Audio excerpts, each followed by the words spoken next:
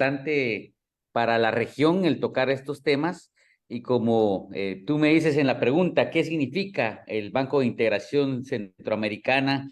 Que su mismo nombre lo dice, nació con esa intención de desarrollar, incluso su visión dice que es el referente, ser el referente en desarrollo sustentable y en la integración económica de la región. El banco ya lleva 60 años de existencia y nació con esa visión de integrar económicamente, de generar mayor desarrollo a nivel social y pues durante todo este tiempo ha tenido una gran participación en cada uno de los estados que han sido parte, tanto los estados centroamericanos como otros estados externos, digamos España, Corea del Sur, Taiwán incluso, que son o tienen capital importante dentro del banco y que el banco funciona como una institución financiera multilateral que provee a los estados de algunos créditos para poder desarrollar programas, proyectos, etcétera. Creo que, digamos, para hacer una recopilación de lo que es el banco ahorita, por ejemplo, ahorita maneja 44 programas a nivel centroamericano, son 12.800 millones de dólares que maneja, que yo creo que si lo comparamos con los presupuestos de cada uno de los países, es prácticamente otro estado. Digamos, el estado de Guatemala tiene 14.000 millones de dólares y el banco maneja 12.800 millones de dólares, es decir, casi equivale a otro país y que, o sea, ¿qué ha significado para el desarrollo en Centroamérica? Creo que esa es la incógnita que tenemos porque prácticamente en la región no hemos visto realmente un impacto real en el desarrollo de nuestras sociedades, en marcar brechas de desigualdad, en generar mayores condiciones de movilidad. Pues prácticamente ese es el banco en este momento. Y creo que por ahí la dejaría para darle paso a Daniel. Sí. Gracias, Eddie, por ayudarnos a entender la dimensión y la importancia del banco para la región centroamericana. Daniel, ¿qué puedes agregar desde la perspectiva centroamericana y como líder de la red de periodistas que investigó el tema? Miren, un gusto estar con ustedes, es un honor, gracias por la invitación. Creo que esta investigación arroja dos puntos bastante importantes, ¿no? Una es el papel histórico y el papel político que ha tenido el banco en cuanto al desvío que hay en su deber ser o en su misión que tuvo hace más de 60 años, como decía Eddie, y lo que realmente ha sido a lo largo de toda esta época, ¿no? Un banco que, como nos decían algunas de nuestras fuentes, se ha convertido en un club de amigos y más en los últimos años en una caja chica para gobiernos que se han salido del cauce democrático y que han impulsado el autoritarismo al militarismo, mientras otros organismos multilaterales frenan los fondos de desarrollo para países que no garantizan transparencia, que están plagados de casos de corrupción, que promueven de manera directa y activa la desestabilización y el bloqueo al avance del Estado de Derecho.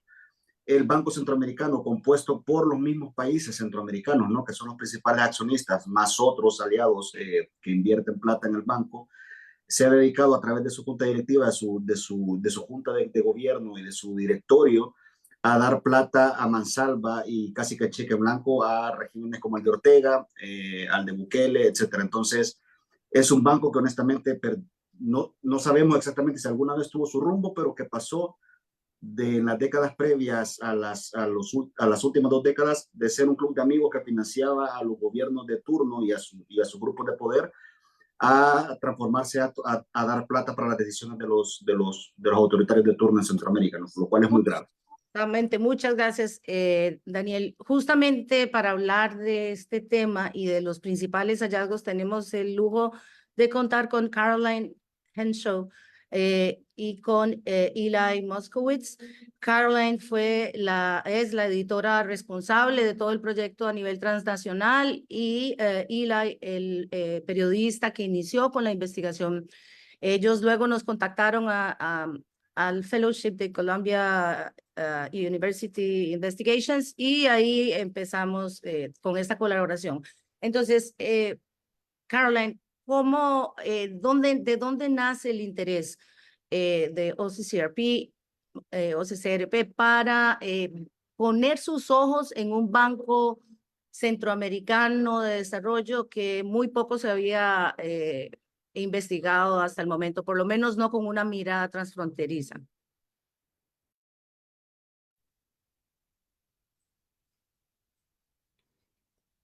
Thanks, Janina.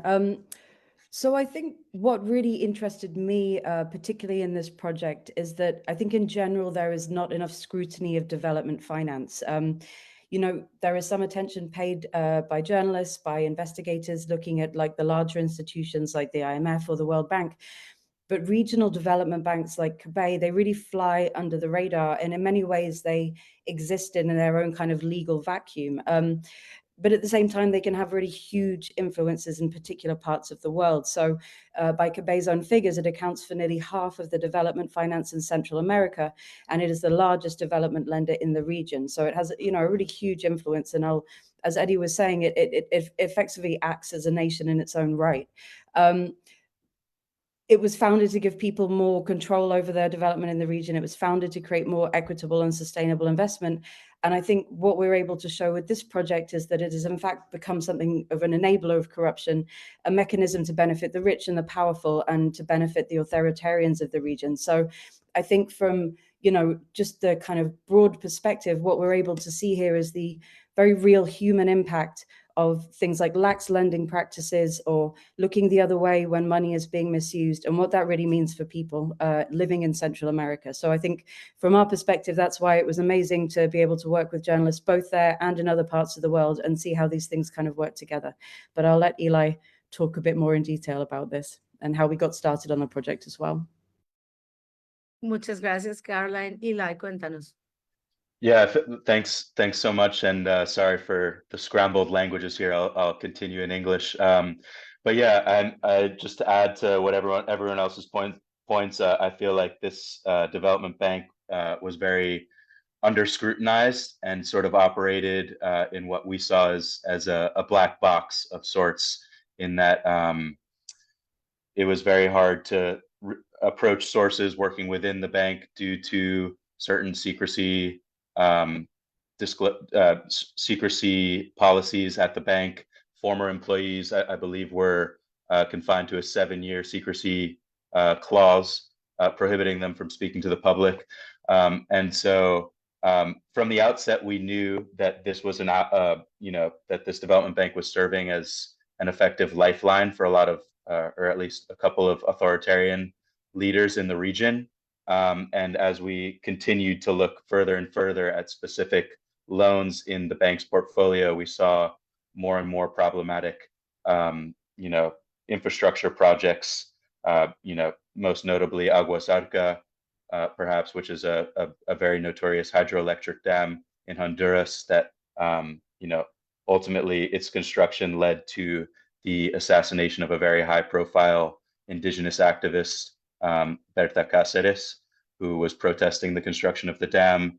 There were all sorts of public infrastructure projects, road and highway projects, electrification projects that were also ridden in corruption. So again, it was very difficult, at the outset to gain more clarity on some of these infrastructure projects that we saw that the bank had financed, but we got very fortunate in some of the information that some sources we identified were willing to share with us. We sort of gained more understanding of how the bank worked and how these governance failures sort of basically implicated a region that really desperately needed sustainable development, and instead it was going to the elites, to authoritarian leaders in the region.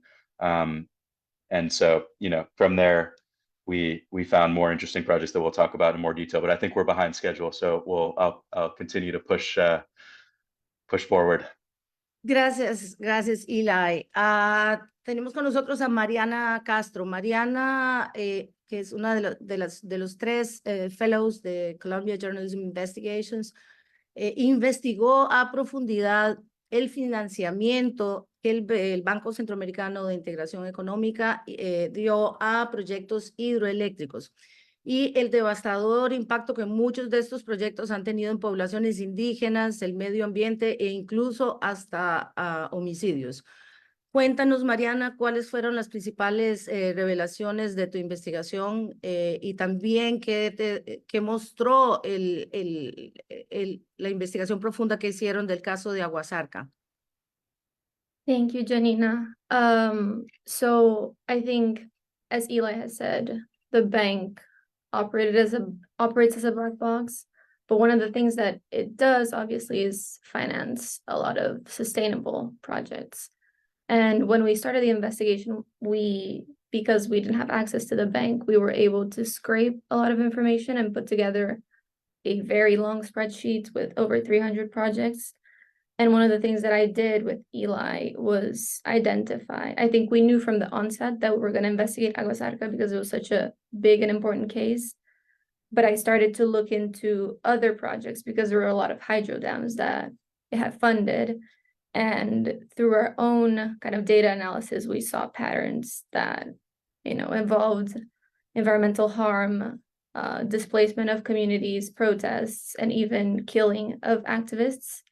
And the pattern of the bank in keeping on funding these projects, even though these problems were happening.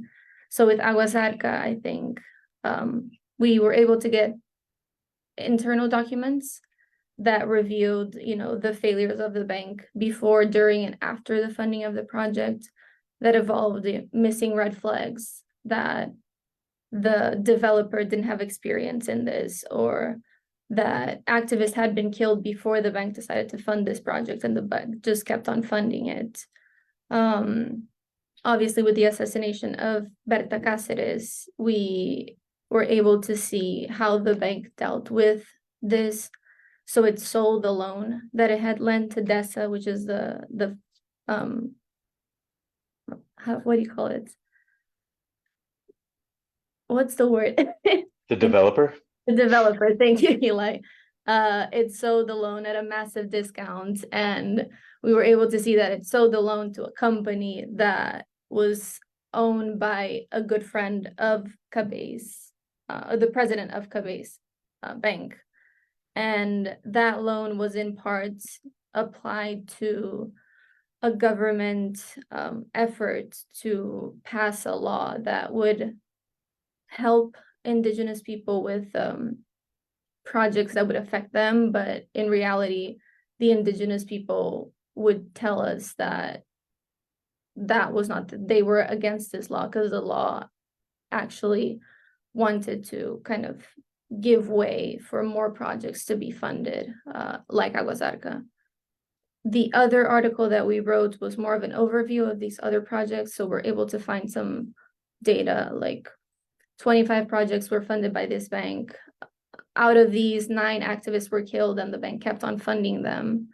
All of these obviously were filled with environmental issues, community harm, displacement, and yeah, I mean, there is more, but I think this is an overview of it.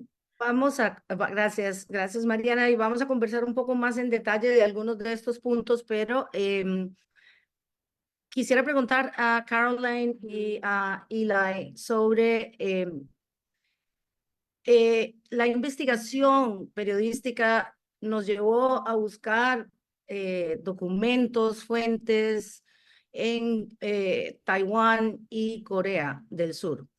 ¿Qué tienen que ver dos países asiáticos con un Banco de Desarrollo Centroamericano? ¿Podrían explicar brevemente el rol especialmente de estos dos países y los hallazgos que la investigación encontró con respecto a los fondos que se manejan? Yeah, so I can go very quickly here, but try to speak slowly for translation purposes. But yeah, it was quite interesting at first that this so-called regional development bank had partners as far away as Taiwan and South Korea. And the reasons for that, to the best of our knowledge, Taiwan is an interesting case because, for geopolitical purposes, some countries in the region had historically recognized Taiwan as a country. So this was a convenient way for them to offer budgetary support to Cabé or shareholder support through subscribed capital and in exchange gain sort of geopolitical leverage. We've also seen that indirectly the US through Taiwan, or at least a few sources have mentioned that the US exerts some passive control over the bank through Taiwan.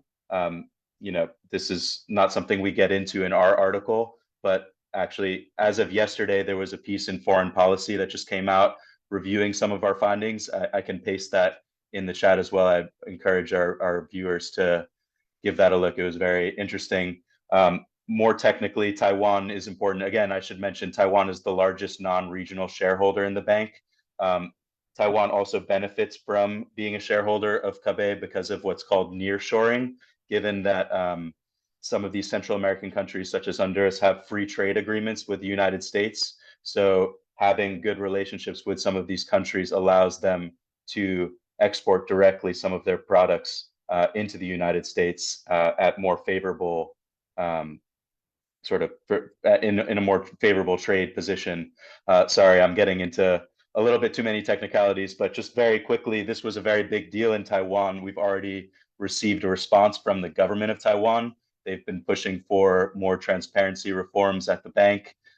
They mentioned that that under Mosi's leadership, there were certain failures, and they said that they await new leadership to push for change. As we mentioned in our piece, we would say, Mosi did shift the policies of the bank under his leadership, but a lot of the issues at CABE that we identified, these governance issues, precede Mosi. That's something we can get into very quickly. South Korea, just very, very quickly, is another very important non-regional member of the bank. I think that they're the second largest non-regional shareholder. They invested roughly $600 million in subscribed capital in the bank initially, and then I think there was another secondary investment. And they are also the most recent non-regional member. They joined in 2020. And one of the key findings in one of our investigations shows that one of the individuals who was brought in to help South Korea join CABE as a member was simultaneously benefiting from consulting contracts, which experts told us was almost a textbook conflict of interest. And a textbook conflict of interest, not an almost one. Sorry. And in addition, so just quickly to explain why South Korea's membership benefits CABE to such an extent. The way that CABE works is that it raises a lot of money on international capital markets. And so the luxury of having South Korea, which has a very, very favorable credit rating, is that it allows CABE to assume this credit rating. So, for example, South Korea is rated at a AA rating, as is CABE. So it gives it access to very low interest loans by comparison to some of its other member states. So that was very interesting. I encourage you to check out that investigation as well, which I can paste in the chat as well. But we can move on now. I know we're behind schedule again.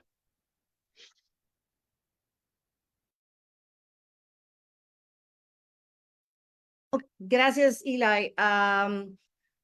Bueno, uno de los hallazgos más intrigantes tuvo que ver con un aparente desvío de fondos en El Salvador. Dice, 1/3 del segundo mayor préstamo para el sector público de la historia del banco, $600 millones, fue para ayudar a pequeñas empresas en El Salvador a sobrevivir a la pandemia de COVID-19. Y una parte se desvió para financiar el intento fallido del presidente Bukele de convertir el Bitcoin en moneda nacional. ¿Cómo sucedió esto? Y más que todo, ¿cuál fue el impacto, Daniel, desde El Salvador de toda esta operación del banco?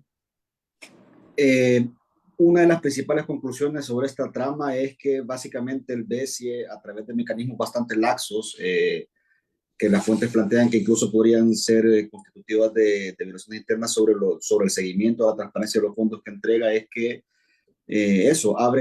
abren cajas de dinero hacia los estados que en lugar de ir a proyectos específicos de desarrollo, se inyectaban para que engordaran las arcas financieras en el caso de El Salvador, a través del Ministerio de Hacienda, ¿no?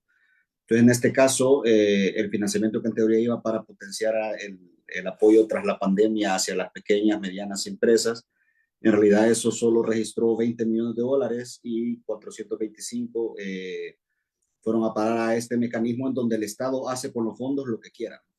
Y luego parte de esos fondos, alrededor de 200 millones, se descubre que hay un desvío hacia el financiamiento de la instauración de la política y de la estructura con la cual se va a manejar el Bitcoin, la política del Bitcoin de Bukele, que es lo más opaco que puede existir. No hay ninguna información, hay negaciones de respuestas de solicitudes de información, el gobierno no lo transparenta, no sabemos hacia dónde va el Bitcoin, salvo lo que Bukele diga a través de su Twitter o sus cadenas nacionales, ¿no? El BESI en el inicio, cuando Dante Mossi, cuando Bukele anuncia su política y crea la ley, no es el primer entusiasta en salir a decir que el BESI iba a apoyar esto y por ahí se plantean unos fondos para hacer unas consultas técnicas. Pero al final de cuentas, abrir esos cheques en blanco es lo que permite a los estados hacer con ellos lo que quieran, ¿no? Ya con anterioridad se cuestionaba, y esto es un paralelismo interesante, ¿no? Porque se cuestionaba en Ortega que se hacía exactamente, con Ortega Nicaragua, que se hacía exactamente lo mismo para que él pudiera financiar sus políticas autoritarias y militaristas y represivas contra la población. Gracias, Daniel. Y de seguro pueden, por favor, leer los reportajes de OCCRP y los socios. Vamos a colocar el link en unos minutos de los reportajes para que los puedan leer. Los invitamos a que los lean. Brevemente, Eddie, querías aportar algo a la pregunta anterior, pero también quería pedirte si puedes hablar, pero así en menos de un minuto, sobre el caso de Odebrecht, que también es otra de las revelaciones importantes que van a ser publicadas en los próximos días por OCCRP. Claro, gracias. Mira, yo creo que es muy importante, por ejemplo, el caso de Taiwán, que ahí me surgió una inquietud, realmente porque Taiwán, digamos, es un país que tiene una referencia geopolítica, como decía Elay, pero es reconocido únicamente ya por Guatemala. Los demás países incluso están pidiendo que Taiwán sea excluido ya como capital del mismo banco o el BCIE.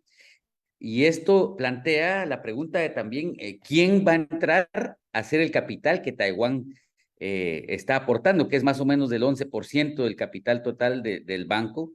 ¿Va a ser China? Esa es la pregunta.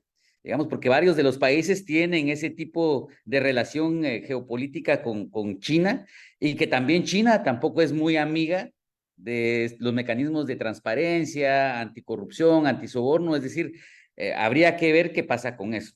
Y ahora para el caso de Guatemala, pues hay varios proyectos, como tú mencionas, hay varias carreteras, edificios inconclusos, edificios estatales para la universidad pública, y uno de ellos es el caso de Odebrecht, digamos que ha sido un caso determinante en la región y que en el caso de Guatemala, pues fue lo mismo. Se acusan incluso en temas de sobornos a todo el Congreso de la República, por ejemplo, pero lo más dramático quizá del caso Odebrecht en Guatemala es que el proyecto tenía la visión de construir 300 kilómetros que van desde la capital hacia México y que se terminaron construyendo únicamente 40 kilómetros.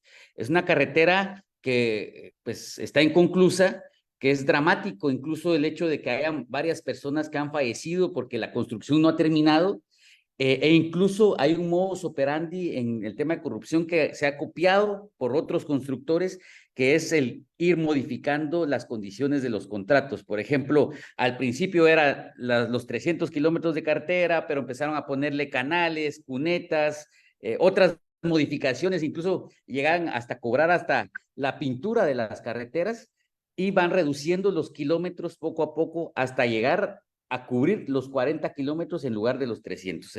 O sea, es dramático y eso es lo que este tipo de investigaciones pues plantea, el hecho de qué está pasando con el banco y su financiamiento, que incluso tendrían que ser ellos partícipes de las investigaciones, ser víctimas dentro de las investigaciones penales en la justicia guatemalteca. Muchas gracias, Eddie. Eli, antes de las publicaciones, Eli pasó horas de horas conversando con Dante Mossi, ahora expresidente del Banco Centroamericano de Integración Económica. Eli, cuéntanos qué dice él sobre todos estos negocios fallidos, cuando menos reportados por la serie de investigaciones transnacional. ¿Y cuál es su versión en general de su administración y las medidas que impulsó o no impulsó? Yeah, so it was kind of a rare opportunity as far as investigating goes, where Mossi, to his credit, was willing to spend almost 2 hours on the record, having quite a frank conversation about a lot of the issues we identified in the project. A couple of points that he mentioned, for example, when I mentioned, for example, issues surrounding due diligence failures on the Agua Zarca project, his words himself were that this project was a disgrace. He also mentioned that it was part of a series of private sector loans that he called very toxic. I think he mentioned that there were 24, I think he said over 24 very toxic loans that he inherited under his presidency. I do think that what he mentioned and what we found was that under his leadership, he pivoted away from private sector loans and started to rely on a different type of financing for these countries, which are direct budgetary loans, which are very difficult to trace. And from a reporting standpoint, it was very hard to know what the final destination is for a lot of these loans. You see an example of some variation of these type of direct budgetary loans in the case of the Salvador Bitcoin reappropriation of this small and medium-sized business loan. It was a $600 million small and medium-sized business loan that was supposed to help these businesses recover from the pandemic. 200 million of it was then repurposed for Bitcoin. I asked Mossi about this in our conversation, and he mentioned that they did a feasibility study to assess whether this national Bitcoin project would work. That was for a much smaller amount that the bank invested. I think it was $80,000 or so. Their conclusion was that it was not a good idea. This is according to Mossi. But he said that, and so from what I understand, he sort of mentioned that the role of CABE was to provide this budgetary support, and it was up to the countries to decide how they would end up spending the proceeds of this money. He mentioned, for example, that money is fungible. That was his statement, which I take to mean that despite the fact that there were certain clauses preventing the use of this loan to be repurposed for Bitcoin, it was up to El Salvador to make that decision himself. When I asked him more generally about these policy-based loans or development policy operations, as they're sometimes called, he defended this decision, saying that that while Central America is not Europe, it also is in Africa. I asked him, I mean, this runs contrary to some of the development finance experts that we spoke to that mentioned that, direct budgetary support in a region like Central America does have its challenges, just simply because you aren't really able to effectively evaluate where this money is going and if it's being used for its intended purposes. Gracias, Eli. Ahí, por cierto, cuando en las publicaciones, los invito a que revisen la respuesta de Mossi comparando a Centroamérica con Europa y África. Mariana y Eli, ¿cómo fue el proceso de investigación? Tuvieron que pasar ciertas penurias, tuvieron que insistir muchísimo, hubo obstáculos en el camino, sobre todo de acceso a la información. Cuéntenos un poco los entretelones que podamos contar sobre el proceso investigativo, la recopilación de datos, fuentes y lo que se pueda contar. Well, I think we touched on this a bit, but our 90% of our investigation relied upon open source research and then source building. And for a lot of the stories that we had to do, obviously, we're looking and trying to get someone to talk to us and people who maybe would be willing to talk but couldn't talk because they had worked at the bank and they had signed a document. Verifying information was something that was interesting. For example, with the hydro story, most of all the information we're getting were either from interviews or articles that had been written, documents from organizations. And when we had to verify that information with the bank has recently started a policy of access to information. And so you fill out a form online, and it's similar to if you're filling out a form for the US government, so a FOIA request. And it took them months and months and months to reply to some of the projects that I asked for. Most of these hydroelectric dams are privately owned, so obviously the information is not out there. They would give me like the broadest answer ever. So it's either like the bank funded this project, this is the amount. And then for most of the other questions, they would just say, according to clause X, we don't have to disclose that information. For a lot of them, they would just keep on refreshing and sending out emails saying, we need 2 more weeks, or we're gonna need 2 months to respond to this. And it was definitely a challenging process to get through. Gracias. Eli, ¿algo que quieres compartir de la I think that summed it up very well. I would just say that, at least from OCCRP's perspective, oftentimes we rely on a trove of leaked data, to get our principal findings. And in this case, it was more shoe leather reporting, talking to sources who referred us to other sources. And fortunately, we were able to, get some internal documents that allowed us to flesh out certain points, especially in our Aguas Arca findings. We can get into that more in the Q&A section. I'll leave it basically at that. But, Yes. I definitely identify with the struggles of the fact that CABE was not very forthcoming up until the very end when we asked for a request for comment, and they told us that it would take up to 2 months for them to respond to our questions. So we're still looking forward to, speaking to people at CABE about some of our findings. Gracias, Eli.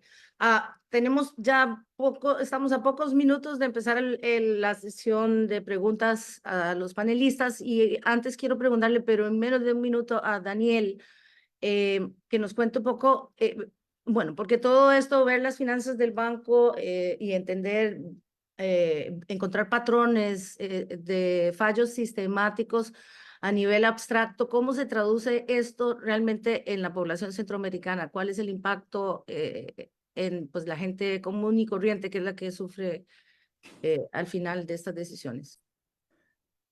Al final de cuentas es en términos de desigualdad, ¿no? De nuevo, los estados, que al final de cuentas son los dueños también del banco, promueven, impulsan proyectos que benefician a grupos de interés, a grupos de poder ligados a los poderosos de turno. Eso, por un lado, te genera una desigualdad tremenda, ¿no? Ya lo vimos en los casos de Aguas Arca y en los casos de Cerro Blanco en Panamá, incluso llegan a desembocarse en la violencia, el Estado incluso participando y apoyando a los generadores de violencia contra las comunidades, ¿no? Ahora también de la ausencia del Estado y de la desatención, en el sentido de que no hay consultas previas con las comunidades que se verán afectadas con la instalación de estos proyectos, en el caso de los proyectos energéticos.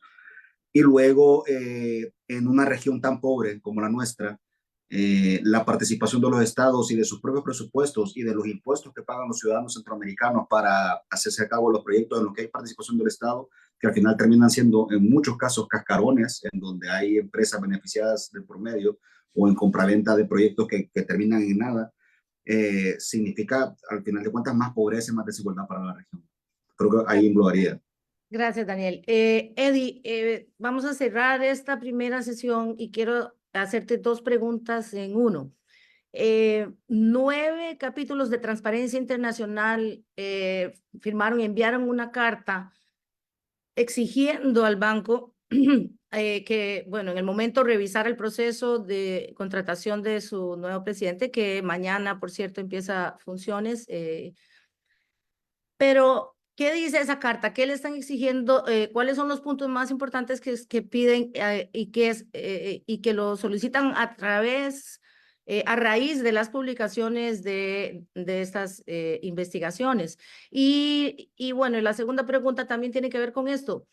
¿Qué enfrenta la nueva presidenta, por primera vez una mujer, Gisela Sánchez de Costa Rica? ¿A qué se va a topar y qué recomendaciones le daría desde el punto de vista de Transparencia Internacional? Bueno, primero, creería que es una oportunidad muy grande que ha abierto pues el trabajo de los periodistas, estas investigaciones, para generar incidencia. Es inédito. De hecho, no ha existido una demanda igual a nivel histórico en el BCIE, y parte de esa incidencia que puede hacerse es desde de los capítulos de Transparencia Internacional y también el trabajo junto a los periodistas. O sea, creo que es inédito. La carta que se plantea por parte de Transparencia toca 6 puntos. Lo voy a enumerar muy rápido. Que uno es pedir investigaciones independientes, 2 es revisar los proyectos pasados y actuales realmente, porque hay muchas dudas respecto a ellos. El 3 es poner en pausa algunos desembolsos, porque pues los proyectos, algunos están inconclusos, algunos tienen dudas sobre sobornos, sobre corrupción, sobre homicidios, o sea, varias cosas. Y también se pide como cuarto punto incorporar salvaguardas anticorrupción. Quinto, iniciar reformas sistémicas. Y sexto, aumentar la transparencia de la deuda pública. Creo que esos son los puntos que se enmarcaron dentro de la carta que se envió. Pero aparte, creería yo que, ya contestando los segundos respecto a la nueva presidencia, hay bastante demanda ya por parte de las ciudadanías en Centroamérica de que el banco realmente pueda cambiar sus políticas anticorrupción. Incluso, por ejemplo, pueden homologar algunos mecanismos anticorrupción que usan otras instituciones multilaterales. Por ejemplo, el BID, el Banco Mundial, pueden incluso tener como política el hecho de ser víctimas dentro de los procesos judiciales en contra de los funcionarios que han sido corruptos en los países. Por ejemplo, podría ser otro mecanismo en el que el banco verdaderamente se involucre con los problemas que se están generando en los países, o sea, ambientales, de corrupción, etcétera. Yo creo que eso es un reto para la nueva administración, e incluso en Guatemala, pues cambia gobierno junto a la gobernanza del banco. Entonces, también es una oportunidad de que el nuevo gobierno, el nuevo representante ante el banco pueda plantear y generar algunos cambios sistémicos que Transparencia Internacional y que de las investigaciones de periodistas está saliendo. Creería yo que por ahí es un poco la sugerencia. Bueno, excelente cierre, y ahora mirando hacia el futuro también vienen algunas preguntas. Vamos a pedirle a Daniel Figueroa, si puede leernos las preguntas a los panelistas directamente. Gracias a todos por sus respuestas, y escuchemos qué dice la audiencia. Hola, ¿cómo están? Tenemos 2 preguntas. La primera es de Ron Rosenhart, que son así 2 preguntas. Una, si han podido visualizar mayores socios desarrolladores internacionales del BCI,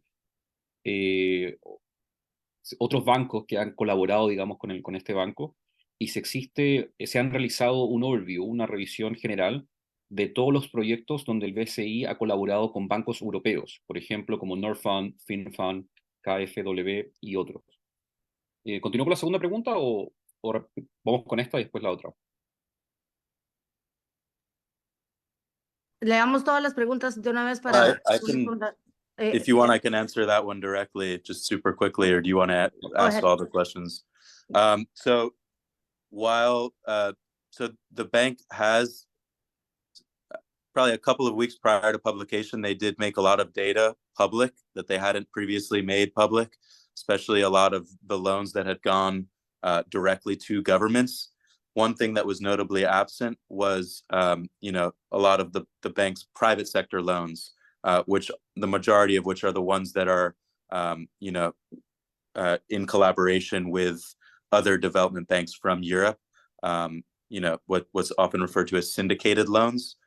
So we did identify several, including most notably probably Aguasarca, Barro Blanco, which was another problematic hydroelectric dam in Panama. And there were several others as well. we'd be happy to work with civil society to make some of those loans public. And going forward, obviously, we're not an advocacy organization. This is better for Transparency International, but it would be good to get some more public disclosures so that that can be scrutinized by civil society and journalists going forward, so that we can identify those connections between CABE and other European investment banks. La otra pregunta es de José Alejandro. ¿Sí, Janina? Sí, sí, dale. La otra pregunta, bueno, en general, José Alejandro Gómez pregunta sobre posibles soluciones para mejorar la supervisión del banco.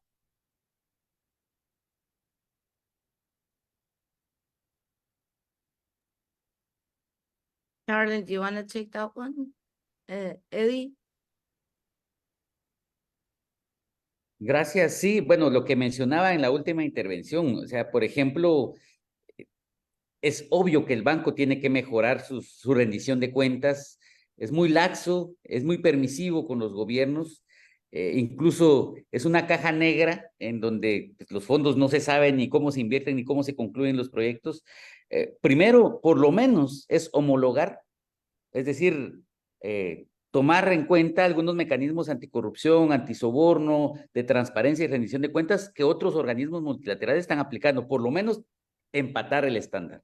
De ahí para allá, pues proponer mejoras en la rendición de cuentas, el mayor acceso a la información por parte de la ciudadanía, que al final el pueblo es el que paga esos préstamos, digamos, de los países de Centroamérica, y que pues se involucren más incluso en los juicios que se están llevando por temas de ambiente, anticorrupción, porque el banco es la víctima, ¿no? O sea, si están juzgando a funcionarios estatales por corrupción, ellos o el banco que está proveyendo los recursos, pues puede ser parte de un juicio como víctima. Eso sería como una política que pueden realizar desde el banco. Gracias. Daniel, ¿tenemos más preguntas? No, solamente un comentario de Otón Solís, que dice que fue director del banco y que estuvo promoviendo, digamos, que se revelara, por ejemplo, el control de los salarios y que Dante se opuso. Bueno, Hola, saludos a don Otón Solís, exdirector del banco que nos acompaña hoy y que sale mencionado ampliamente en los reportajes. Y Eduardo Trejos creo que también nos acompaña por acá, exdirector del banco, y bueno, me imagino que mucha otra gente. Gracias por el comentario. No sé si quieren, colegas, hablar sobre el tema de la transparencia desde el punto de vista de los hallazgos. Me imagino que hay anécdotas muy concretas que tal vez a veces revelan más que una serie de números y estados financieros. ¿Qué nos pueden contar sobre esos? Sorry. Sigue. Sorry. No, Dale. es solo un comentario que ojalá sea chistoso, o al menos como yo lo veo chistoso, es durante toda la investigación intercambiamos, y sobre todo para el caso de El Salvador, intentábamos que hablaran las fuentes oficiales, ¿no? Hablaron muchas fuentes, a veces on the record, a veces logramos que consiguieran on the record, incluso la gente que hablaba para comentar sobre la gestión del banco. Lo curioso fue que al final había que pedir la información oficial al ministro de Hacienda, al ex ministro de Hacienda salvadoreño, que terminó convertido en el designado del presidente Bukele para ser el nuevo director del BESI, del Salvador ante el BESI, ¿no? Lo cual es una de las personas más opacas, menos transparentes. Entonces era chistoso tener, yo le decía a Caroline y a Eli, tengo que enviarle, no esperen respuesta del señor Zelaya, ¿no? Pero es eso, hay una posibilidad total, y yo por ahí soy un poco pesimista en cuanto a las actitudes que puedan ocurrir en el nuevo BESI. Ojalá, esperaría que a nivel técnico la nueva presidenta sin duda intentará implementar cosas como las que plantea Eddie para homologar y intentar refrescar un poco el BESI, pero siempre y cuando sean los países y estos gobernantes quienes están detrás, lo veo muy difícil, al menos a corto plazo. Gracias, Caroline. Hablando de anécdotas, como directora y la persona que supervisó toda la investigación, ¿qué aspectos o qué fueron meses de investigación? Cuéntanos un poco sobre los retos de coordinar a tantas personas en tantos países.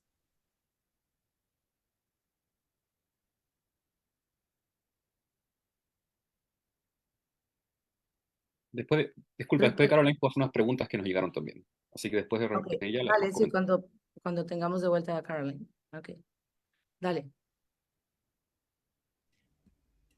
Oh, hi, yes.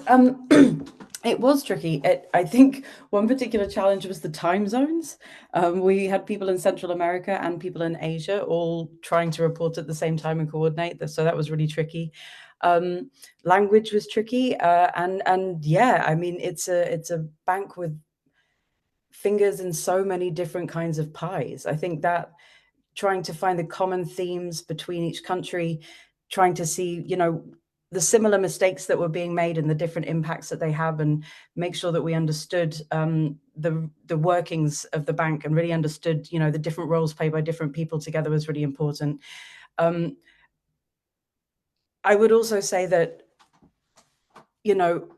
one of the most valuable things that we got from the collaboration as well is that from our thinking about a development institution like Cabay from the different perspectives. And by that, I mean, for people, for our partners working in Central America, they actually held us to a much higher standard than I think often happens when people report on development banks.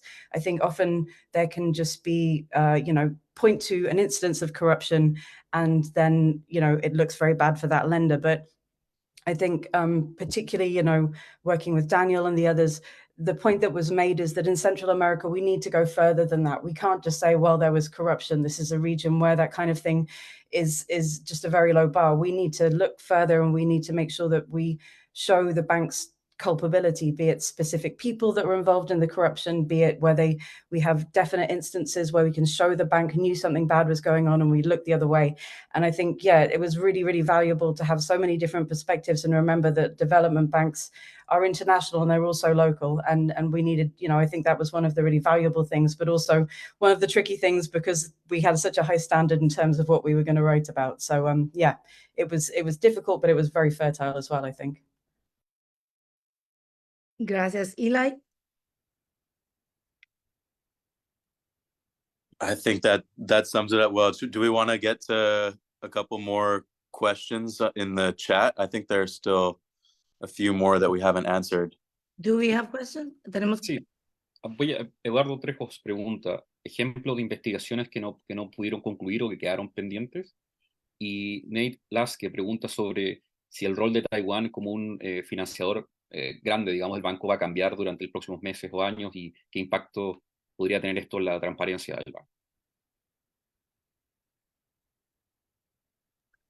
Yeah, so for the first question about remaining leads, there were, obviously this bank funds billions of dollars in sustainable development to the region. So there were a lot of other projects on our radar that we didn't have the full capacity to go into, or just burden of proof.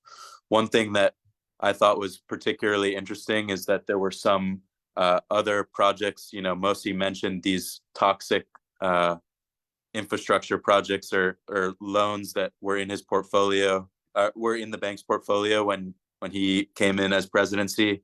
And there was a specific pattern that we observed that I'd like to look into a bit more about, selling off these toxic loans at very significant discounts. So we saw that in the case of Aguasarca, most notably, where this multi-million-dollar hydroelectric plant was sold off to a close friend of, Mosi himself mentioned that the individual who was the owner of one of the largest banks in Honduras purchased the loan from this project at a small fraction of the worth of the value of the project. So there were other projects that we saw that fit that profile, and we'd like to look into that in more detail, and would welcome any suggestions or collaborations. We hope to continue to look into this theme of development finance and also within the context of Cabay going forward. In addition, a lot of these ESG projects that Cabay receives money from international financial markets. We'd also like to look at whether these are in fact meeting the criteria of ESG and what ESG actually means, but that we might look into further down the line as well. Gracias, Eli. Daniel, tenemos tiempo para las últimas dos preguntas. Si quieres las lees y pasamos a responderles.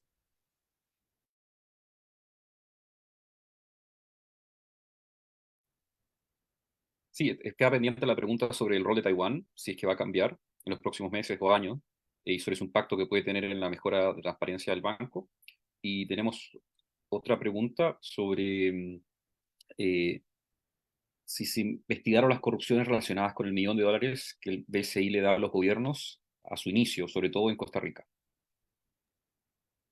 Gracias a don Otón Solís que pregunta por acá y a Nate Lasque.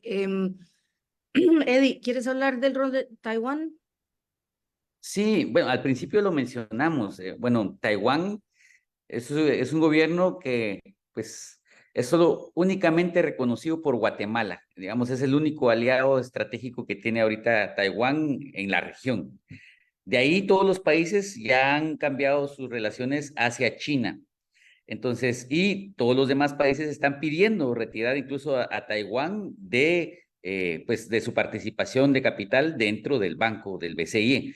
Entonces, es posible que cambie, es decir, hay presión. Nicaragua creo que ya empezó a solicitar eso. No sé si El Salvador habría que recopilar esa información, pero se plantea el hecho de que, bueno, Taiwán tampoco es como la lumbre de transparencia y lucha contra la corrupción, pero viene China, viene la misma tendencia, es decir, ese es un reto que puede tener la nueva presidenta del banco, el analizar y fortalecer eso, dependiendo quién va a entrar y sustituir el capital que tiene Taiwán, que es el 11% del banco, o sea, es bastante dinero. Gracias. Y la última pregunta, Eli, ¿quieres hablar del $1.000.000? ¿Qué pregunta, don Otón Solís? Yes, so that was definitely on our radar. Previous reporting from CLIP actually showed some of the issues with this. I think what Otón Solís is referring to is this $1 million in discretionary funds that each member state is given to use basically as they see fit. And so there was one issue of political campaign spending I don't want to speak too much on it because I don't have all of the details, but that was definitely something we were looking into and I think warrants further investigations. Janina, as well, I know that this is your home country and I know you're the moderator here, but maybe you'd want to finish off and mention, because I know you were involved in that investigation as well, share any findings with that. But yeah, the $1 million in discretionary funds as well is also a very interesting theme that goes beyond just the Costa Rican case. The fact that, this is, a bank that claims to be technical in nature, and yet this $1 million in discretionary funds can sometimes invariably seem quite political. I don't know if you want to talk about the Costa Rican case at all, but you know it way better than I do. Gracias, Eli. Bueno, no, lamentablemente tengo tiempo para ahondar en el caso, pero creo que vale la pena cerrar con una de las frases que en el reportaje se publican y que tiene que ver con una conversación telefónica que tienen dos personas relacionadas con la industria de la construcción y están refiriéndose a qué fácil es hacer una llamada y conseguir fondos del BCE cuando otras organizaciones los han rechazado. Y eso queda clarísimo a lo largo de todos los reportajes, más los que se van a publicar. Los invito a estar pendientes porque viene el caso de Odebrecht. Y bueno, mañana el BCE tendrá una nueva presidenta, por primera vez una presidenta mujer, coterránea también, así que bueno, estaremos todos en OCCRP y la red de periodistas y agradecidos también con todos los que hicieron posible la investigación y la producción, la investigación, todo el proceso de ayudarnos a entender qué ha pasado en este banco en tantas décadas y gracias a todo el equipo técnico de CLIP por organizar este evento, gracias a todos los que participaron y seguimos sintonizados. Gracias a los panelistas, a cada uno de ustedes. Buenas tardes.